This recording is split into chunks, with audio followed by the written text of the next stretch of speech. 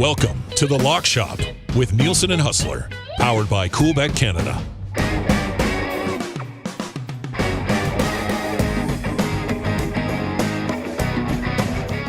It's a Week 16 super mega episode of The Lock Shop. Dustin Nielson and Huss with you. Find us on Twitter. I'm at Nielsen TSN 1260. He's at Hustlerama. If you've not yet subscribed to the YouTube channel, when we hit 1,000 followers, we're going to give away $1,000 cash to one of you. We're almost at 400. So sub to us over there if you're listening to the podcast or you're watching on Twitter. And Huss, boy, I've already got a travel nightmare started here. It's going to be a disaster getting to Davos with the storm that's landing in Toronto. So we decided to jam all of Week 16 into one episode. So we got Thursday Night Football. We got a Partner Parlay that's already live on the site, plus 415, I believe. We'll get to that. We'll get to our best bets for the week and an early look at Monday night, buddy. This is an interesting week for us. Wait a second. I thought this was going to be the super mega Spengler preview. What? Okay, I'm not prepared. I wanted to talk about HC Davos. I don't even have those rosters yet. Once I do, it's tough because you can go on Elite Prospects and see these rosters, but there's usually like 3 or 4 guys that just come to the tournament. So I'll get to the game and I'll look at their game roster and I'm like, it's like in Ace Ventura when he sees Ray Finkel in that team picture. I'm like, who the hell is that? I'm not sure who that is. So. Yeah, so we'll see how that plays out. But and you know what? For this Week 16 slate, there are a bunch of games that I really liked. Like, to me, maybe it's because we're looking at it earlier in the week or something, but I like the board this week, man. And I looked at our best bets. We're on 8 different games this week. So I guess we both kind of like the board this week. Yeah, I'll be honest. I had a nice level of confidence. There was a couple of other games that I was considering getting on, but I kind of settled with my favorite 4. And listen, it's a great...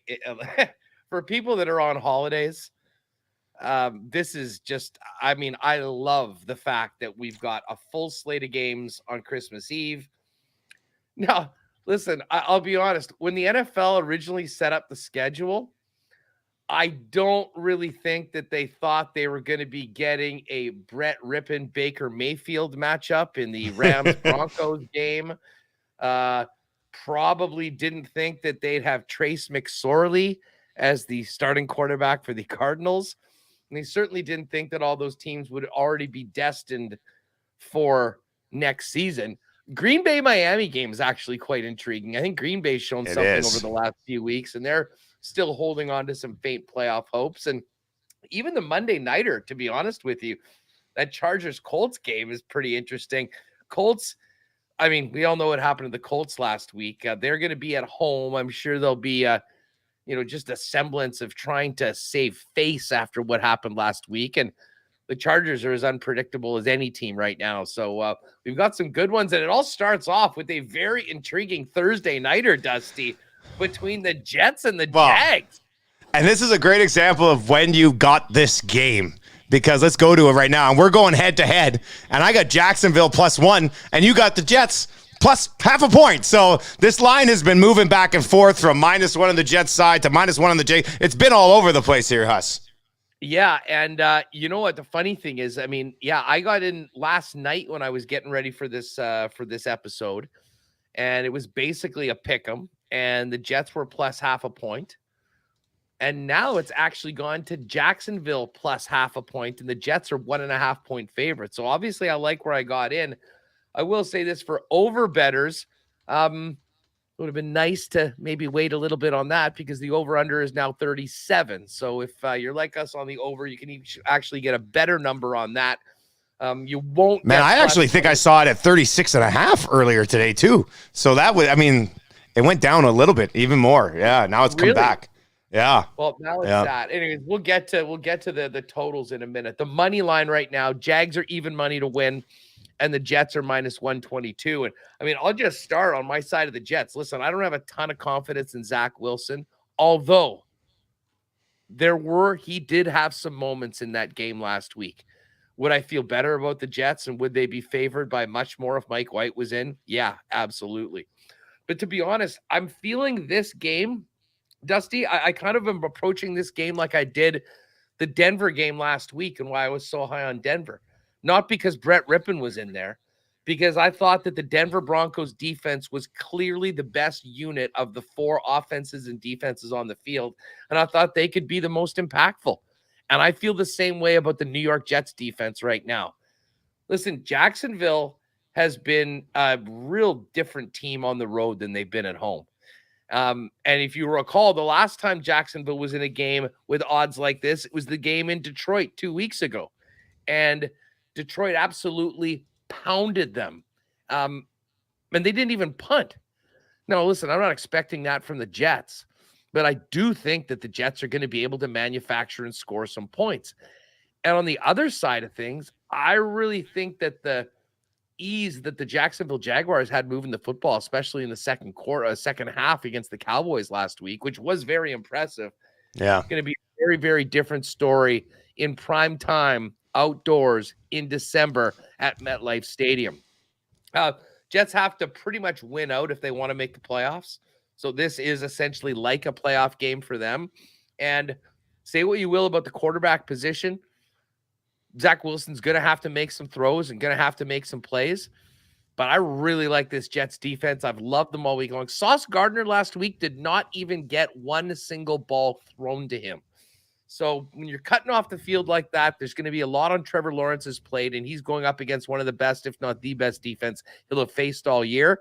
So I'm going to give the nod to the Jets very slightly. And obviously I like when I got in at the plus half, but basically this is a money line bet on the Jets.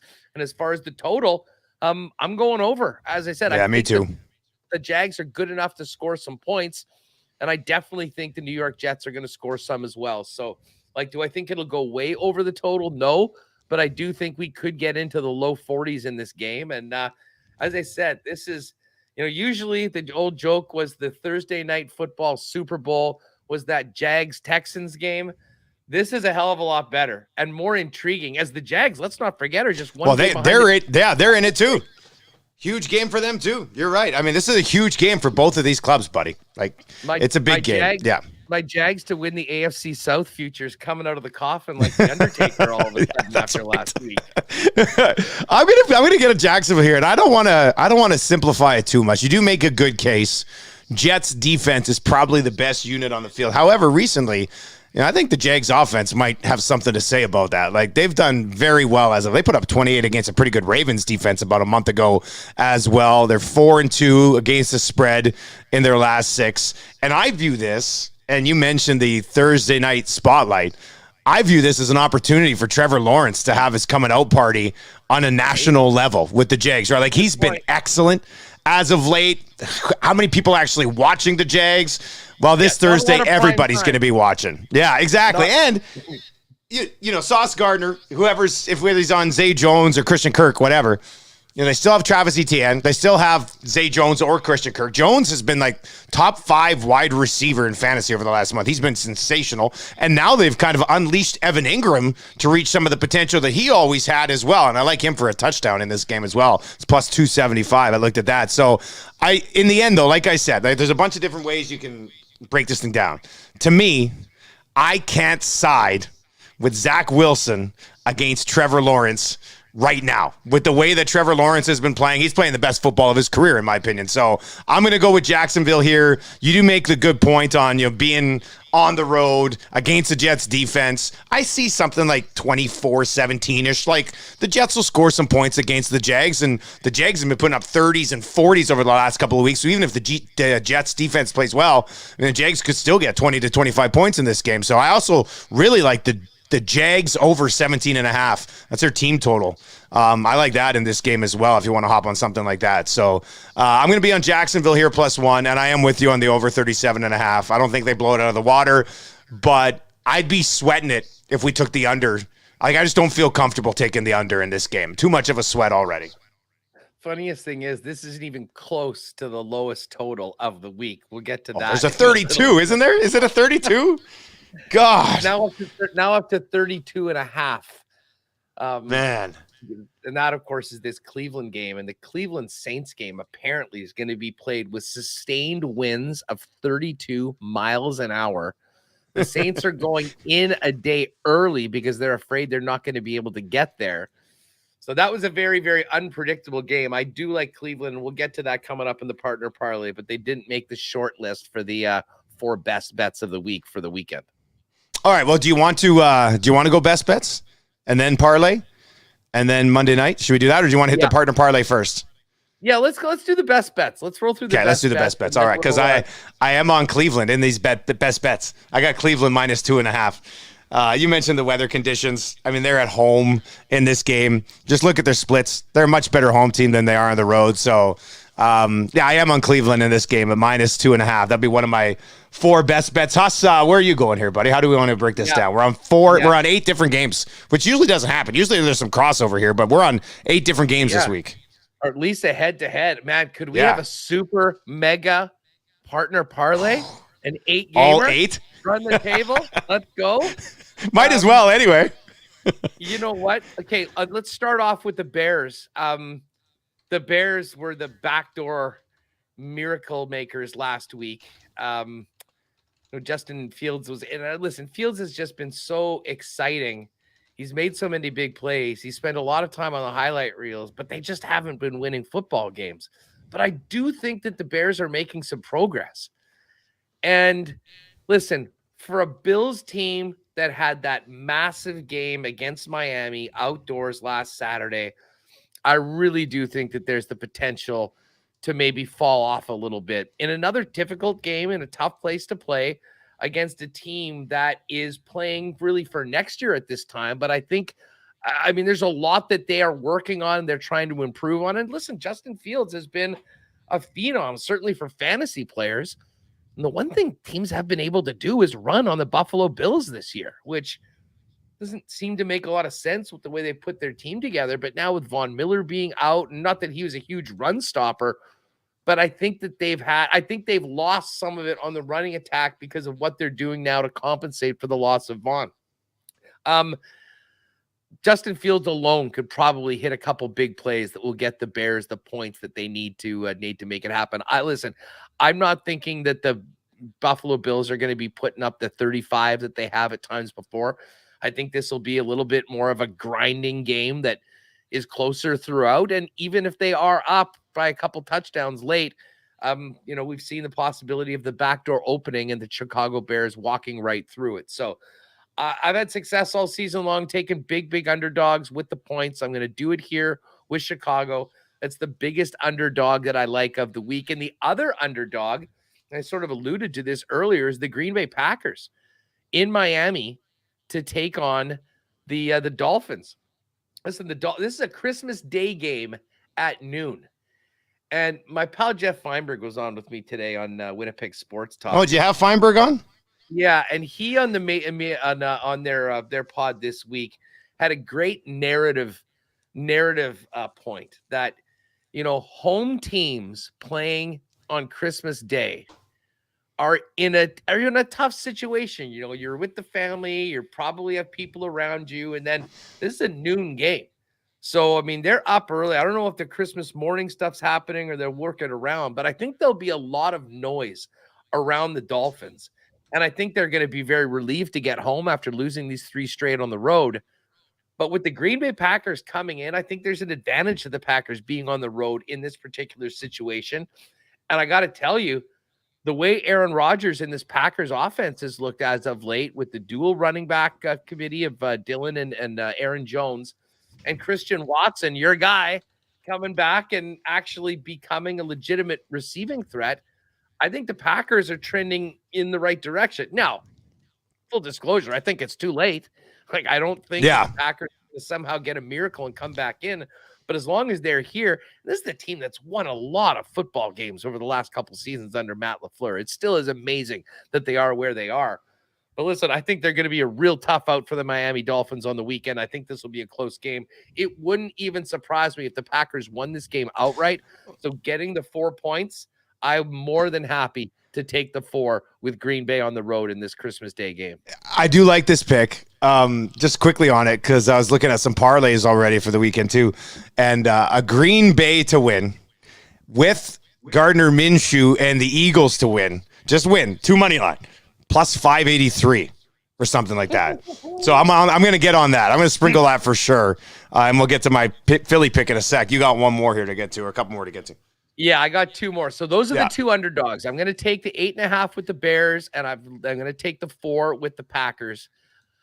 The Tennessee Titans are another team that has been, I don't want to say a disarray, but I mean, they fired their general manager a few weeks ago. Tannehill's been in and out of the lineup. And listen, they came back, but still lost a tough game. I mean, man, if you only give up 17 points to the Chargers, you should be able to win that game, and they were not able to.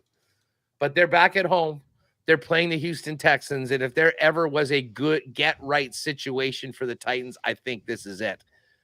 And honestly, I think this number is a little more charitable to Tennessee because the Texans have played their asses off the last couple of weeks and took the Chiefs to overtime and had that, right down to the wire game against Dak Prescott and the Cowboys. That being said, they're still not very good. And they still got to deal with Derrick Henry in December on the weekend. So would I have loved this one at 2.5 or 3? Sure. I'm just looking at this number right now. It's minus 112 on the 2.5. If you do want to take it just to 3, it's minus 128. So I'm going to keep it at 3.5. We'll lay the points, and we'll look for the Tennessee Titans to get right against the doormat of the AFC South at minus 3.5. And then the final game, and it pains me to do this, going against the Commanders. And this is not in retaliation for their performance, costing us a perfect 2 for 2 on Partner Parlays last week. But again, this goes to the team that I've pretty much been riding since Patrick Mahomes went in and lit them up, and that's the San Francisco 49ers. Brock Purdy's looked great. I'm not sure they've had any drop-off. In fact, you could make an argument that their offenses looked even more dangerous, especially in the absence of Deebo Samuel.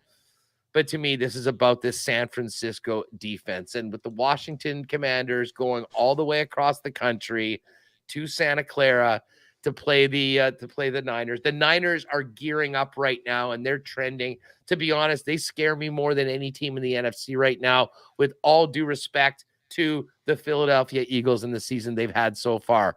So, again, kind of riding with the best unit on the field, and I think that the Washington offense, if they had that sort of issues against the Giants, what's going to happen on the road against the Niners? I don't foresee them putting up big points, and I think the Niners are going to continue rolling. I don't normally lay a full touchdown in games. That's a big one for you.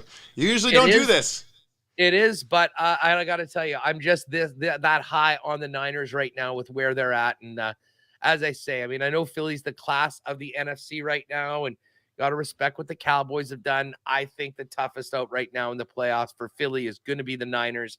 I really do think that that's going to be the NFC Championship game, and I think Kyle Shanahan's squad, even down to their third-string quarterback, are going to be able to handle the Washington Commanders, who are really in a tough spot after losing last week. So the two favorites I like, San Francisco -7, Tennessee -3.5, and I'm going to take the points, +4 on Green Bay and +8.5 on the Chicago Bears. I mentioned, well, first of all, before I get to my picks, just a few guys in the YouTube chat right now. Chaz is there. He's fired up for the Super Mega episode. Gitch is in, and he says an 8-pack parlay is something I could get behind, which sounds about right for the parlay prince. And then Mike Cochran, Winnipeg. He must be a listener from Winnipeg. He goes, up, Mike? The 8-pack is plus 15,038. That's what it is for all 8 of these. He's already done the math on it. So the fact that we're even talking about it, I feel like we got to sprinkle it just in case, right? Well, you know what? Absolutely. And hey, these are there. If that one guy could put $26 and turn it into what did he cash out at? 283, and thank God he did. Yeah, that's what it was. Yeah. Can you imagine if he let that ride and it went into penalty kicks and he lost? Because he had France to win. Yeah, that would have been devastating. He probably would have had a heart attack before that even happened with that World Cup. Yeah, that's true. You're right. So anyway, that's at plus 1538. I had Cleveland. I mentioned Cleveland earlier. I went Cleveland -2.5. You mentioned the weather there. I mean, I'll take Nick Chubb in a game like that any day. But the Saints suck.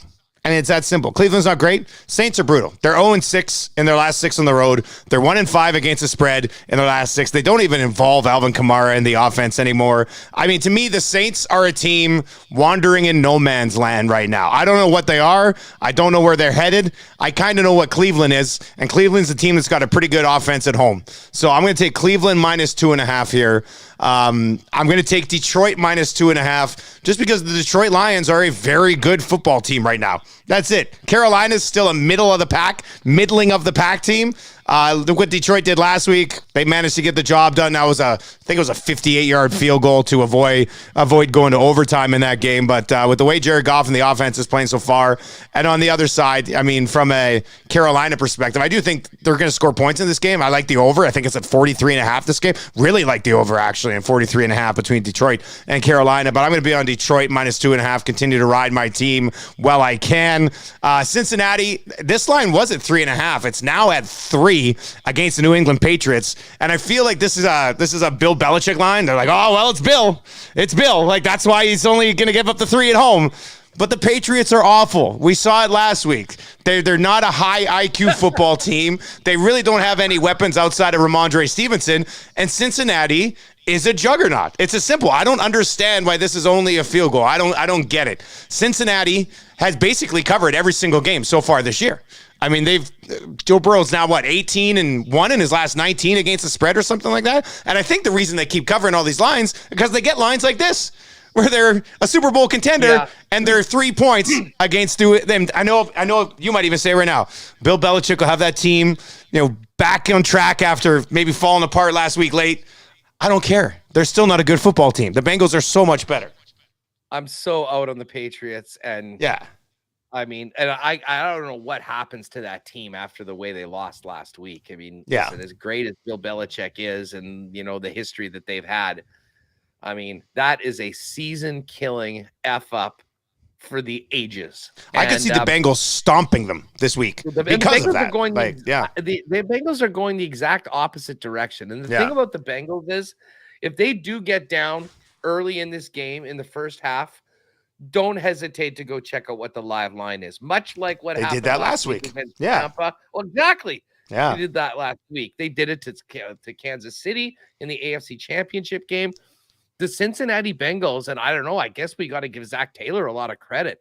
I don't know what they do at halftime, but their adjustments and Joe Burrow's ability to raise his level of play, along with their defense, is something else. I'll be honest, and take it from a Chiefs fan, and you all know why this. Joe Burrow's beaten us 3 times in a row. Yeah. They scare the hell out of me right now. And listen, the top of the AFC with those 3 teams, Cincinnati, the Buffalo Bills, and the Kansas City Chiefs, so tight. And that is why that first seed's going to be so huge, because if you're going to avoid one of those 2 teams in the second round of the playoffs and get that bye, and that's why the Bills have so much to play for right now going forward, trying to hold on to that bye right now. But it'll be an interesting one. I'm with you on Cincy, though. I really like them. And again, we can talk about what the spread is. I think we might talk about them on the money line a little later on. And we certainly will. I got one game left, and this is going to be, we talked about Gardner Minshew in fantasy yesterday.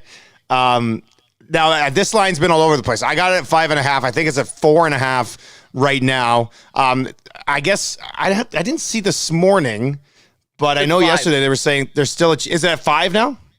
It's 5 minus 112 for the plus, and the Cowboys, if you want -5, it's minus 109. Okay. If you go to 5.5, just pushing the edges, minus 118 for plus 5.5. And then again, the difference between 5 and 5.5 is pretty much negligible.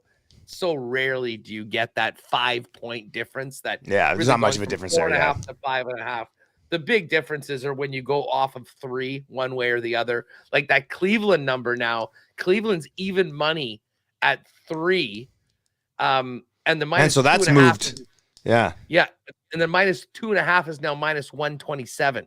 But again, in a game like this that I think many people expected to be a 3-point game, I don't even mind it. Certainly putting in, like I just did our 8-gamer parlay, I'd way rather have them in at minus 2.5 than in the 3 as opposed to a push right now. So I mean, we've got some nice numbers in there. And the Philly number, I mean, this is sort of the one thing it tells us is that Jalen Hurts is not playing in this game, and they're not laying this number out at this if they thought that Hurts was going to play because they would get an absolute bloodbath. So get your waivers in for Gardner Minshew if you need them. Well, I had one guy text me today. He goes, Dusty, you'll never believe it. In the 2 leagues I'm still alive in the semifinals, Minshew's being started in both of them. The teams that had Hurts, had nobody else, Minshew's starting in semifinal action. Now, look, Philly, here's the thing with Philly. I'm going to take a couple of things here on Philly plus 5.5. Dallas Goedert's going to be back. They still have A.J. Brown. They still have Smith. They still have Miles Sanders. So the weapons are there for Minshew.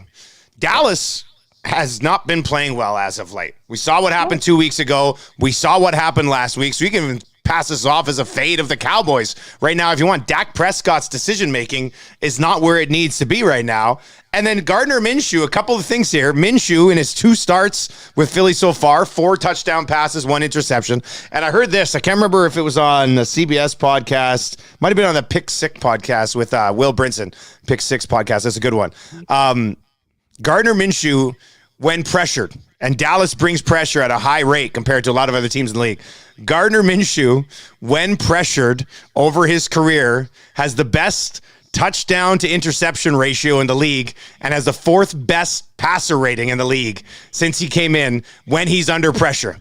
And I would think Dallas probably brings pressure. So you got Minshew who handles it well. You got Dallas Goedert coming back. Goedert had a huge game last time with Minshew, plus these other weapons. Plus Philly's a really good football team overall. Dallas has been struggling. So 5.5, I like it. I mean, what was, I don't know, did we see it before Hurts got hurt? Like, what was this? Was it basically a pick 'em? Was Philly a dog still? I think it might have been 1. I think it might have been 1 for the Cowboys. So, all right, yeah. It's a big divisional game. Not the same without Hurts, but as I say, I'm always ready for a little Gardner. Minshew's a gamer, man. Minshew is a gamer. I wouldn't be surprised if he outplays Dak Prescott in this game. All right, so there you go. There's our 8 best bets, 8 different games this week. If you want to bet them all, the 8-pack, according to Mike on YouTube, is plus 15038, 15,038. So yeah, that's good. I just threw 10 on it. The super mega parlay. Oof. And yes, a $10 wager will pay $1,513.77. Worth Let's go. A little swing for the fences, guys. Yeah, just a little sprinkle. We'll see what happens. And we're due for 2 4-0 weeks. Yeah, let's have that. All right, let's slide over to our Partner Parlay. This is already live. Coolbet exclusives at coolbet.com. And if you had not yet signed up for an account, do that now. If you're watching on Twitter, listen to the podcast, use the code LOCKSHOP, all one word, when you sign up. And you can join us for this money line Partner Parlay, paying plus 415. Well, actually, all 3 of these games were on my best bets, Huss. So I guess you're okay with what I'm laying down this week. Yeah, well, listen, I like the Cleveland money line. When I was looking at it, I was seeing a 3, and I'm like, well, I think this is going to be a 3-way. I had Cleveland last week. I loved Cleveland against the Ravens. And listen, I don't think Baltimore was particularly good, but I think Cleveland's going to be ready to play in this weather. I think Nick Chubb, that running game is going to be ready to go. And listen, I do think we're going to get more out of Deshaun Watson. Yeah, it's going to get better. And the offense as we go forward. And there was a few signs. He had a nice run there, a couple times last week. So listen, I think they're going to come around. And as far as the Saints go, I mean, ever since they choked that game against the Buccaneers, their season has been essentially written off. Now, they did beat the Falcons and Desmond Ridder last week, but it was over. It was over. And listen, I don't think they're going to be too pleased getting out to Cleveland in those 32-mile-an-hour winds. This is the game, by the way, folks, that we were talking about with the 32 total. It's now to 32.5. But it's going to be ugly. I've heard it described as similar conditions to what was in Buffalo last week, but I think the wind will be more. So give me a team that runs the football like the Cleveland Browns do. And as I said, you kind of laid this out before. I don't have a lot of confidence in anything that New Orleans Saints are doing on the offensive side of the football. The Detroit game, listen, Detroit's been so impressive. They are on an absolute roll. I am interested to see what Carolina can do and what Sam Darnold can do against this Lions defense. but they seem to be trending in the right direction. And man, going up against a team like Carolina, I think there's the potential for some fireworks. I got Goff in fantasy fantasy semifinals, so hopefully we'll see that. And then we sort of talked about Cincinnati. We can talk about 3.5, 3. I just think the Cincinnati Bengals are clearly the better team for New England, and I like them. So we're picking the better teams right now. I think the only time, the Cleveland, New Orleans is a little different, but this will give us a good reason to watch a game in some very inclement weather conditions. And yes, we've had a good run when we're just riding with these money lines. I did think about putting the Vikings on, but after the roller coaster last week of that game, I think we need to just take a week away from Minnesota. And I noticed neither of us touched that game in the 8th. Not touching it. Well. Not touching it. All right, we're going to get to a quick look ahead to Monday night as well. But you guys, come here. They want to come here. My kids just want to say hi to you, Huss. It's Christmas Eve in the Nielsen household right now. So everybody's fired up. Get in here. Hi. Get in here. Marsh, what's up? Is that a Winnipeg stuff that you have on? Winnipeg Blue Bombers. He's a big fan, Huss. Me too. This is the Bombers. And then check this out, Marsh. This is a Winnipeg Sports Talk hat that we did in the blue and gold of the Bombers. Really? The hot off the press right there. Pretty Looks cool. Pretty Man, cool, I have to get you one of those. Yeah. Yeah, that would be pretty sweet. Yeah, that's good. Okay, so Chargers or Colts? Who do you like on Monday night? The Chargers. Chargers? Okay, Chargers. What about you? Without Chargers. I think the Chargers too right now. Yeah? All right, there we go. We're on the Chargers in the Nielsen household on Monday night. What does Chargers mean? It's a football team. Okay, you guys go with Mommy. Daddy will be done in 2 seconds. All right. There we go. So they're the Nielsen kids are on the Chargers, Huss, which is interesting. I didn't tell them, but Daddy's on the Chargers too on Monday night. I hate to fade you and 2 wonderful, beautiful little kids. But I'm going with Indy, and you may think I'm absolutely insane for backing the Colts. No, I like the switch to Foles. They're going to Foles. I don't mind that. Listen, I think they're going to get more to the offense. I think that, and I know we're both on the over 46. Yeah. I think we're going to get some points in this game. I know Justin Herbert will be there. But, man, the Colts, what do you do after the biggest choke job in NFL history? Will you bench Matt Ryan? For number one. Yeah. And I think you come back. And the one thing I'll say about Jeff Saturday is that I don't think he knows how to, do timeouts as well as a 15-year-old that plays Madden regularly. I think that he was a deer in the headlights from, in the second half of that game. But I do think he's got a lot of pride. I would love to hear his speech to the guys beforehand. And I think they go out and play their asses off in front of their home crowd and try and erase some of the embarrassment that they had in blowing that 33-0 halftime lead last week against Minnesota. So listen, just to me, this number is too big. 4.5 points. I think this game it's a big number. Maybe 4 right now. So I'm going to take the home dog. They've been good to me so far, and we're both in agreement that we will get some points in this game and should see the over 46. Yeah, I think there's going to be points in this game. Chargers defense is going to allow points in this game. It's not a bad spot for Nick Foles to actually kind of get back into action here. But Justin Herbert's just playing very well right now. He's averaging like 330 or 340 yards per game over his last 3 games. I mentioned it. He's my fantasy football start of the week because he's due for some touchdowns to be thrown here. They basically have the advantage at every single position offensively, right? With Jonathan Taylor out, Austin Eckler's a better running back. They've got the better tight end. They've got the best 2 receivers in this game. I'd probably put Josh Palmer as the third. I thought Pittman would be the 3rd best receiver in this game, but then another advantage for the Chargers having him as well. So I do think this will be a very entertaining, high-scoring game. But I see the Chargers just getting they got to have this. Like, the Chargers aren't dead yet. The Chargers could still go on a little bit of a run here and be a playoff team, right? So they're in the thick of it. This week. They can clinch this. They can clinch a spot this week. They can clinch a spot this week, depending on what else. I didn't know they could clinch a spot this week. I like it even more now. You got a chance to clinch a spot against a team that just gave up a 33-point lead against the Vikings. So yeah, Chargers minus 4.5. I think they do it. But I think the Colts will be just good enough not to get embarrassed and to cover the number. So all right, we'll see how that goes. This is a long ways out to be picking the Monday nighter, but it is. Yeah, this is what always happens. This is what always happens in this week when Christmas comes, Christmas plans. We got a full slate of games on Christmas Eve, 3 games on Christmas Day, starting with the best, the Green Bay-Miami game. They get, I think, progressively uglier. But, hey, you can all spend your Christmas dinner with half an eye on what's left of Tom Brady and see if they can. That number, by the way, another game we didn't touch. That was 6.5 earlier today. I see it's 7.5 now.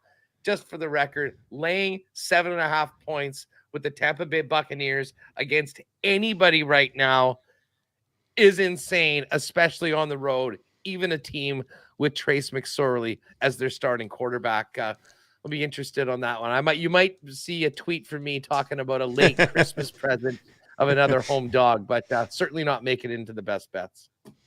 All right, that's going to do it for our NFL Week 16 super mega episode. I'm kind of going to be out of touch for the next 10 to 12 days over at the Spengler Hustle. Be churning out some Lock Shop content. Obviously, a ton of stuff over at Winnipeg Sports Talk as well. Uchaz says, Merry Christmas, boys. Best of luck getting to and being in Davos, Dusty. Yeah, that's the big one. Although I like Uchaz also said that 8-game parlay is worth a sprinkle because it'll give us more money to bet on the Spengler.